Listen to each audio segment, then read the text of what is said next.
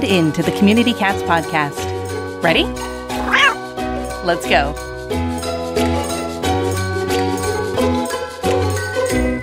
Welcome to the Community Cats Podcast. I am your host, Stacy LeBaron, and I've been involved helping homeless cats for over 30 years with the Merrimack River Feline Rescue Society. The goal of this podcast is to expose you to amazing people who are improving the lives of cats. I hope these interviews will help you learn how you can turn your passion for cats into action. Today, we're speaking with Michael Schneider. Michael started Pilots to the Rescue back in 2015 to combine his love of aviation and saving animals. Michael is a commercial instrument-rated pilot with more than 1,200 hours. When Michael isn't flying, he enjoys spending time with his wife, 4 boys under 8 years of age, and his 80-pound rescue dog. Michael currently resides in Greenpoint, Brooklyn, and flies out of Essex County Airport in Caldwell, New Jersey. Welcome to the show. Oh, thanks for having me. And by the way, my rescue pup is now 100 pounds. She put on a couple. Just a couple. Yeah, big dog. Wow. Bigger than your kids. Bigger than my kids. But she doesn't take crap from my oldest, my 8-year-old boy anymore. It's interesting to see how she treats each individual boy based on their age. Like the youngest, who's 3, could do anything he wants to her. 8-year-old, she starts growling at him. Oh, wow. Animals are so intuitive. They're more intelligent than we give them credit for. Yeah. So people are going to be asking, well, Stacy, why are you having like a pilot on the show? What do pilots have to do with community cats? So first off, I'm going to ask you, what's your experience with community cats, cats in general? Why are you passionate about helping cats and animals in general? I'm passionate about cats because I grew up with rescue cats. I remember having a rescue cat for most of my young adult life, including all the way up through college. I think we've had more rescue cats than dogs. And I've always had an affinity towards rescue animals, and cats play a very special place in my heart. And we love transporting cats just because they need our help, and we could fit way more in the plane than a dog. And you think about cats in general, they're easier to have in the city. Being in Brooklyn, it's so much easier to have a cat. Most landlords are not nearly as concerned about rescue cats or cats in general versus dogs. They're less of a nuisance. So, I'm very passionate about rescuing cats. They need our help probably more than dogs. From what I understand, they're harder to euthanize too, which breaks my heart. And that's, I love them. I love cats. I wish I could have cats. I think my dog wouldn't do well with a cat. My wife's not a fan, but hopefully we can have some cats in our future. Well, so tell me a little bit about Pilots to the Rescue. You started it in 2015, so I guess go back, and I don't know whether it's a year or more than that.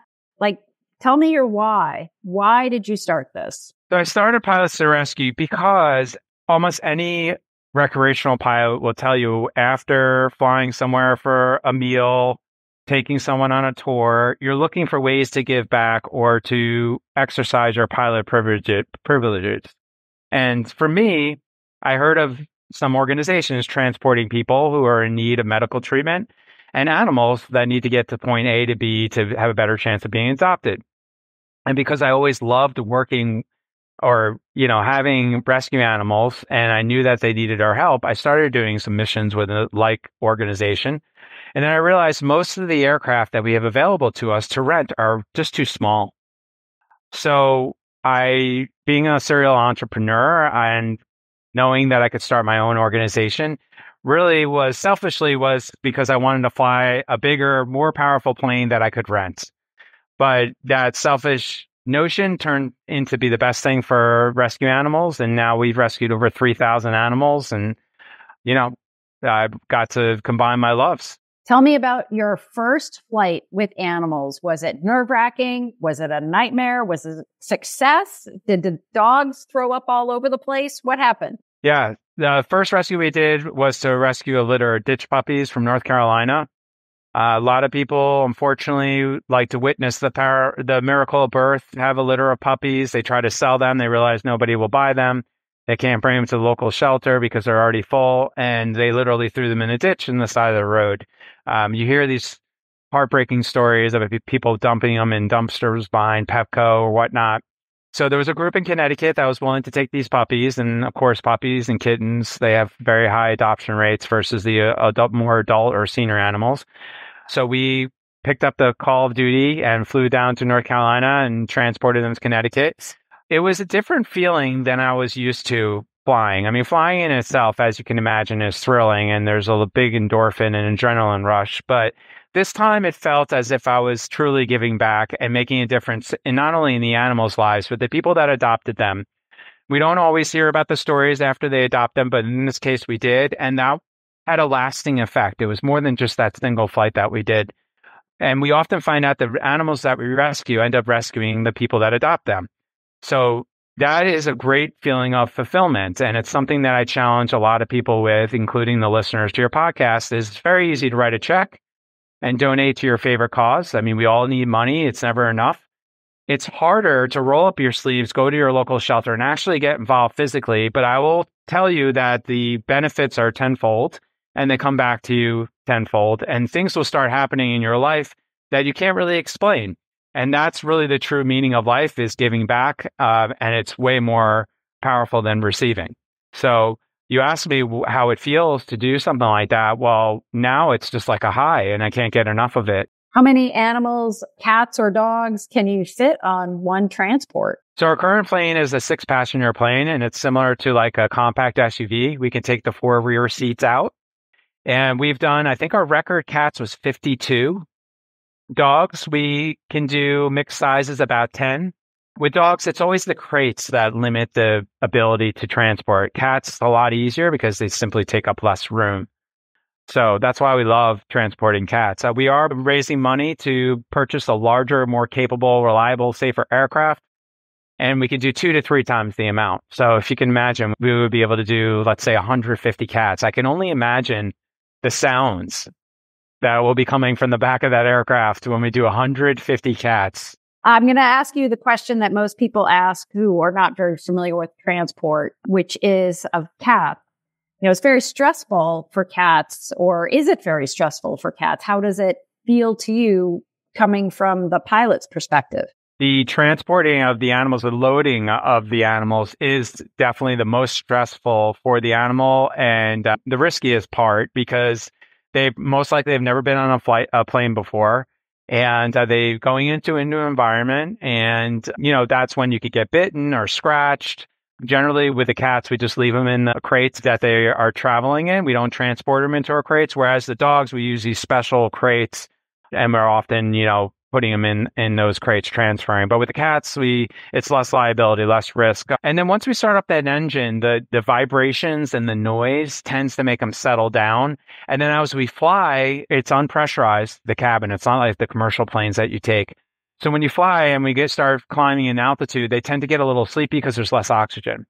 We don't go above 8,000 feet. That's what commercial planes are pressurized at, 8,000 feet, simply because of the fact that they can become hypoxic. Well, the lack of oxygen, it can be dangerous. And I've witnessed this personally when I had a human being in the back of the cabin with a bunch of dogs. We took an altitude of 9,000 from air traffic control, and the person in the back said it looked like the dog was having trouble breathing. So it is a real thing. With humans, generally, those hypoxic feelings come around like 12, 13,000 feet. And with the animals, the ceiling is 8,000. But they just go to sleep. They mostly go to sleep. Interesting. And this organization, Pilots to the Rescue, are you a nonprofit or for-profit? We are a 501c3 nonprofit, and we survive on donations. We've had some very generous people, and we're extremely loyal to them. I run the organization like my previous businesses, which is a really important thing to point out, because a lot of charities that we work with in the animal welfare world, and Stacy, I know you will relate to this, they have bleeding hearts. So they'll do everything and anything they can to save an animal. But what you have to realize, sometimes not every animal is worth saving, because it is so expensive when you start getting into the surgeries and all that stuff. And we want to save as many as possible. But the point I'm trying to make is I run this like a business, and we make decisions that make sense financially. And then you start talking about aviation, and the costs, they're similar to like operating on animals. They're just silly. They're astronomical. So We do a lot of ground transport. That's what people don't realize. And ground transport is how most of these rescues are happening. And it's very necessary because financially it's more viable. But the planes are what gets the attention. It's sexy. It's a novel concept. So we lead with that. It is pilots to rescue, and we have some amazing volunteers. But behind the scenes, we're doing a ton of ground transport. And it's a big relief to our organization when the planes go down. And it's a big relief to those amazing road warriors, all those people doing ground transport with the other shelters that drive through the night to meet us. So we don't have to fly to Texas, for example, and we save the time on the engine or on the plane. And we also are helping out these shelters, these amazing road warriors that, they need a break once in a while. So that's a lot of people don't realize about our organization. And we're acquiring more ground transport vehicles so we can be that full circle solution for these shelters that maybe they don't have as many resources. Interesting. Very interesting. We mentioned it earlier. So you're transporting animals, but there are also times where your cabin is empty if you're going to a location. And so if there's a wholesaler or manufacturer of food or supplies or something like that, that's also something that you're willing to consider taking to a place that's in great need. Yeah, absolutely. I mean, it's almost heartbreaking to fly down to these places down south empty. So we are always welcome to take unused donations of foods, toys, blankets, towels, stuff like that. And it's very rewarding because these shelters, these municipally run shelters in the South, they have lack of space, but they also have a limited budget. One of the things that we started doing also is helping out new adopters we have these adoption kits with some vital supplies, whether it be leashes or treats or dog beds or cat scratchers and stuff like that. So that's one of the roadblocks in adopting animals, the sheer costs. You have adoption fees, of course, but you have medical, you have food costs, and it's not nothing. I mean, it costs money to have one of these pets. So if we can play a small part in transporting these supplies down south before we pick up the animals, it's well worth it. And when we get that larger plane, we're going to be doing more disaster response. So we can bring in a ton of supplies because a lot of these supplies, they either get destroyed or they need so many supplies because of the disaster that came through. Even supplies for humans and the volunteers that work for the shelters, whether it be bottled water or food and stuff like that. The airports are some of the first to open up in disasters, and the roads are often impassable. So it's important. Yeah. I also wanted to touch base with regards to transportation of animals from one state to another requires certain paperwork. Is that something you're involved with, or is that one organization, like the sending organization versus receiving, and you're just getting the file and taking it along or sending it along digitally? What's your role in this process? We focus on the transport, so we do leave that responsibility to the origin and destination shelters, and they are very familiar with the state requirements, and it comes more into play, with the recipient state. I know Massachusetts, for example, is very stringent requirements. A lot of those transports the destination ends up being Connecticut or New Hampshire for that reason. But yeah, we generally focus on the transport, and we're always taking paperwork and medications to their final destination.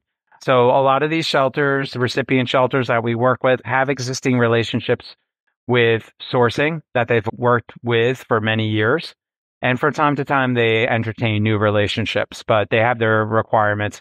Us as an organization and doing transport, we focus on this, cleaning practices and procedures is so important. We don't want to lose an animal on our watch. So luckily, we've never had one animal perish in our care. I can't say the same for after because there's some communicable diseases that happen and you don't know where along that process it's happened. Some of them are highly contagious, but at least we could do our part in making sure that the cabin of the aircraft and the crates are cleaned with vet-approved solutions and stuff like that. So that's where we focus our effort and energy. Wonderful. Yeah, and it's, I just think that there are so many moving parts. Right now, we have these teams of veterinarians and technicians going all around the country with tons of supplies and traps and equipment to do massive spay-neuter events. And so I could foresee a lot of transport. You're helping moving some of those supplies and maybe even some of those veterinarians that aren't being fully utilized in one part of the country to another part to be able to do a 400 or 500 cat spay neuter event or something like that. Because we have to all start being extremely strategic about how impactful our efforts are. And we have these tools to us. And yes, you maybe moving animals around, but there may be other resources. I was just thinking of a situation. We have Tomahawk live traps. They're located in Wisconsin. And if there's an emergency situation and you need to get a lot of box traps delivered, maybe that's another scenario to get them to an area where you're doing a massive trapping program and you need to get, and they can't ship them all. So you have to go pick them up and you bring them into an area where there's a massive, whether it's a fire or something else, and you have to go in and do some massive trapping. So it sounds like emergency response is one of the top items sort of in your bucket list of items looking forward for the organization. Absolutely. There's about a dozen of these aviation rescue groups in animal welfare in the United States. But one of the things we pride ourselves on is the content that we derive and the storytelling, which is so important because we're still euthanizing nearly 1 million animals in this country. And we have a great vehicle to get that story out there. We're only scratching the surface in sheer volume of numbers of animals that we can rescue, but we're able to get our story out there. And if it's striking while the iron's hot in a natural disaster, and that's where the news is going, we need to play our part, and it's going to trend well. And it might sound opportunistic, but we're helping out those areas that are under tremendous stress at that time. And that's a great use case for aviation. If you want to catalog all your cat sightings to manage your colonies easier, then Whisker Tracker is from you. It's a free mobile app that lets you create cat profiles, see your cats on a map, and track the health and status of all your cats. Download the Whisker Tracker mobile app today. Are you getting your message across to your entire community? Do they know what programs you offer and what they can do to help? Learn more about how to effectively market your organization, or just sharpen your skills with a free self-paced marketing course, The Fundamentals of Marketing on Maddie's University. The course is designed to provide a basic understanding of marketing and provide you with templates and tools to elevate and improve your organization's brand, voice, and audience, and have fun while doing it. You'll receive a strategic marketing plan template to download free. Go to university.maddiesfund.org and search marketing to enroll now. You had touched upon something that we actually looked into doing because we have a rescue pilot who works with us who's also a veterinarian. So she's offered her services multiple times to jump on board free of charge, bring supplies, and do mass vaccinations. Obviously, she can't do spaying and neutering because that requires a certain setup, but vaccinations are expensive and it requires a technician to do it. And she's certainly competent at that. So that we're going to take her up on that offer. And that makes it even more rewarding to alleviate animals from a overcrowded area, but also vaccinating the local ones that maybe have, are going to be adopted. So you're absolutely right. You got to think about the best use case of this aviation resources because it's extremely expensive as an organization. And like I said earlier, ground transport is always going to be the more economical, more viable option. Right. But you were also saying you are a recreational pilot. And if you're going there anyway, is there a way to make it purposeful versus, flying for lunch at the diner around the corner, right? Right. We have a transport board on our website at pilotstherescue.org, and it is a do-it-yourself system. It is getting more popular, and the intention is that if you have a small load, because typically we take a full load in the aircraft and it's out of New Jersey, so it doesn't make sense to fly to Utah. But if you have a small load, could be 1, 2, 3 animals, whatever, you post it on the website. They have to be at risk, so we're not transporting people's pets.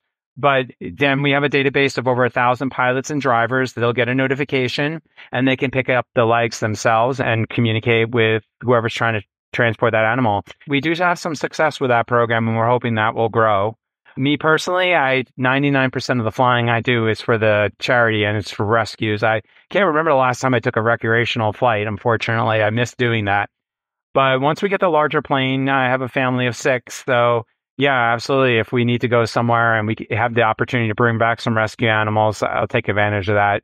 There are some considerations there with weather and maintenance of the plane and all that. But, love to do that if possible. Oh, my father is a former pilot. I mean, he's now 91. So I grew up in the day where you had the airplanes and you're flying and you'd look over and you'd say, is that 95 down there? Or it used to be 128 in Boston. But, I was like, honey, what does it look like down there? That kind of thing. So back in the Skymaster, I think was the plane that he had back in the day. So we have huge aviation fans in my family for sure. I just on a side question, I'm going to ask you a side note because there has been the creation of an airline that is for dog owners, and they can buy a seat on the plane with them and their dog, and they can fly commercially. I want to say, I think it's like from New York to LA and various other places. What are your thoughts around that? Yeah, you're talking about Bark Air. Yes, much needed service. People were doing this even before Bark Air. Some people have tried and have failed. Then there's also groups that organize charters where they charter an aircraft and they sell seats on it, more not so much as a profit like Bark Air, but as a way to travel with their pet. The airlines, commercial airlines, have made it increasingly difficult to travel with your pet. Cats obviously is a lot easier because they fit underneath the seat in front of you. But if you own a dog, a larger dog, it's almost dangerous or a liability to the airline. So they're interested in moving people, not pets. But to answer your question, I think Bark Air is smart. I think it's smart not just to satisfy a need, also as a way extension of the brand to try to get more people interested in what BarkBox does. I think it's fairly reasonable for what they're doing. Certainly a better option than chartering aircraft, which is very expensive. And we get a ton of requests for people wanting to travel with their pets. And it's not something we can do legally. There are FAA rules about what we can and can't do. And we can't sell seats on an aircraft or transport animals for hire. So we're often telling people the cheapest way to travel with your pet is going to be to drive. And if they don't have the capability of doing that, there are lots of reputable people. There's Citizen Shipper, if you're familiar with that. You basically put out a request for proposal, and there's drivers. It's sort of like the Uber for pets, but there's ratings and stuff like that. That's always going to be the least expensive. But if you personally need to go somewhere and you're willing to spend the money and you feel most comfortable traveling in your pet, Bark Air is great. And they're expanding. I know they have routes New York, LA, Chicago, London, Paris. But for the general public, it's still too expensive. I mean, $6,000 one way to go from like New York to LA. Mm. Yeah. Yeah.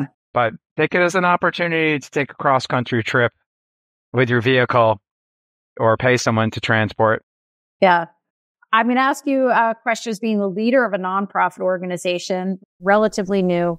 It's 9 years, so it's been a while, but not super long. What have been your challenges that you've discovered over the course of running a nonprofit? It sounds like you've been involved in businesses previously to that. So there's business and then there's nonprofit business. And are they different to you? I mean, you're running it like a business, but it sounds like maybe you've discovered that nonprofit business philosophy may have approached you in a very different way. Well, yes. So the surprises of running a charity organization is the lack of compensation, or compensation rules, I should say. In the for-profit world, if I was running, last year was our best year, and it's all public knowledge. Last year was our best year. We brought in $3.2 million. If it was a for-profit, I would be paying myself probably, over $500,000, and nobody would think any different than that. But that would be considered excessive. I live in Brooklyn. I have 4 kids. And, so I had to get used to paying myself less and living on less, which is fine. It's certainly made up with the plus side of that is all the accolades and encouragement I get from people. Like when I would make a sale in the for-profit business, the satisfaction you get is short-lived. So the compensation might be here, but the satisfaction is here. Compensation, and people can't see me, but I have a compensation. My hands are high in the air for compensation and low in satisfaction. That has switched. So in the nonprofit world, the compensation is low, but satisfaction is much higher. And as I get a little bit older and wiser, I realize it's not about the money. It's not about buying the latest car or a new pair of sneakers. It's really about feeling a sense that you're able to make this world a better place, and a feeling that you're useful and that you're able to help people and help animals. And it comes with a different type of compensation. So that's one thing I had to get used to. The other thing I would say is I don't have any formal training running a charity. I'm not so sure there is any formal training. I mean, I know they have these programs where you can become like a nonprofit professional.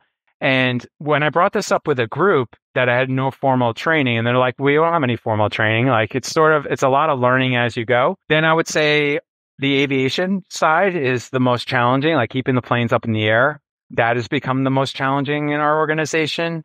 And how to remain relevant in the space, because the planes they're not always reliable. So what do we do? Well, that's where that ground transport piece came in. And the last thing I would say, if this was a for-profit business, I would have way more people working for me. But I've noticed with a lot of charities my size, they end up running into problems. They run out of money because they hire too many people. And many of these people are underpaid. They're overworked and underpaid. So I'm the overworked and underpaid person, but I'm an only employee, so it's okay. But that's really why funds are available and we've done so well, is because I haven't saddled the organization with a lot of debt and overhead. I find that's worked well for me. At a certain point, I won't be able to do that. But for right now, we're kind of that not tiny charity, a little bit more mature, but not this huge charity with a lot of overhead. Now, how much of that is revenue, program revenue versus fundraising?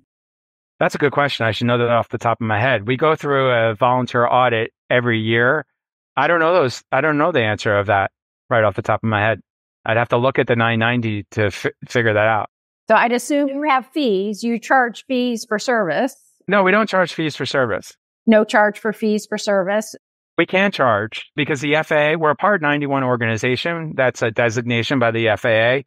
We're not allowed to charge to transport animals, period. So from the sending organization to receiving organization, no funds are received to you. That's right. So everything is fundraised. Correct. What were your best fundraising avenues to grow the organization to the level that you're at right now? Direct mail is more than a third of the funds raised.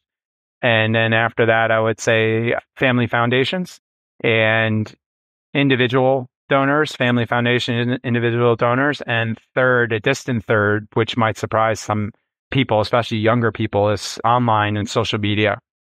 I remember we worked with Guiding Eyes for the Blind, and they're like a $30 million charity. And I had the pleasure of flying with the CEO, Thomas Panic.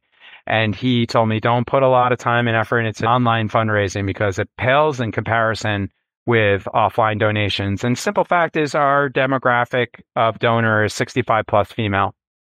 And they're not necessarily on Facebook and Instagram. And, not everybody feels comfortable donating online. So, well, this has been an incredible little bit of a nonprofit masterclass here. So even if folks are not considering putting cats in your planes, they certainly can take advantage of this nonprofit strategy session, because I do find we get very distracted. You're not saying you're going off and doing some mega multi-million dollar banquet or a big fancy event that has big costs to it.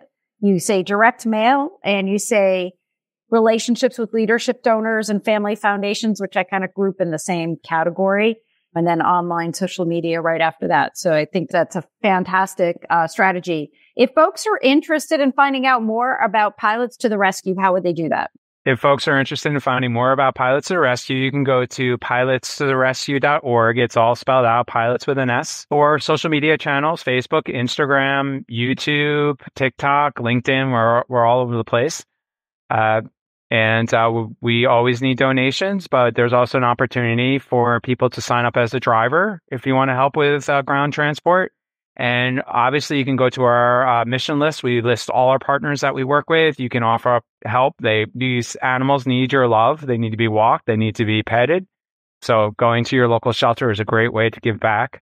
Any other last thoughts you'd like to share with our listeners? Just again, the challenge to give back, to roll up your sleeves, actually get physically involved in some shape or form. We love donations, but it is 10 times more rewarding to physically give back, whether it's with your children's school or going to your local shelter. Just take it upon yourself to donate your time physically and watch what happens in your life. Excellent. Michael, I want to thank you so much for agreeing to be a guest on the show, and I hope we'll have you on again in the future. Please. Thanks for having me, Stacy.